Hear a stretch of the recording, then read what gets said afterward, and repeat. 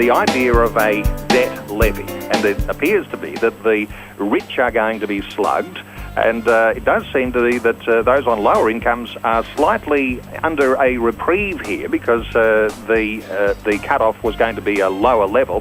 When it comes to this debt levy, Gavin Martin, what are your thoughts?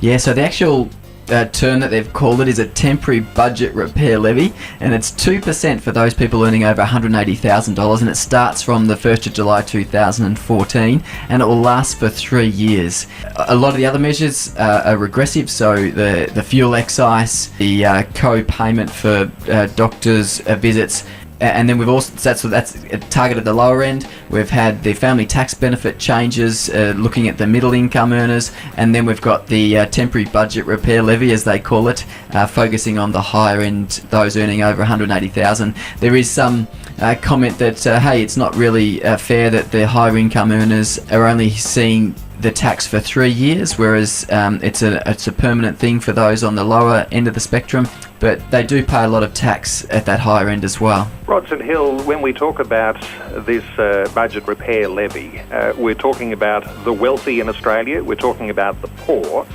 When we discuss sharing the pain, as we have been, there's also another issue of what's fair. What are your thoughts on the rich and the poor? Well, actually, one of the problems we have in Australia is that we don't have enough rich people. And, the people who will actually be targeted by this levy, which really is a tax, an increase in tax at any rate, they only represent 2.5% of taxpayers. They already pay 26.5% of the tax. So they're already paying a very, very large proportion of the tax bill. Now, the top 20% of income earners, and those are taxpayers earning over about $80,000 a year, that's the top 20%, they pay 80% of the total income tax bill. So that's the 80-20 rule in action. 80% of the total income tax bill paid by individuals is actually paid by just 20% of the highest income earners. So who's doing the heavy lifting here? They are already doing the heavy lifting. Over almost 3/4, it's about 72% of personal income tax is used to fund social welfare programs.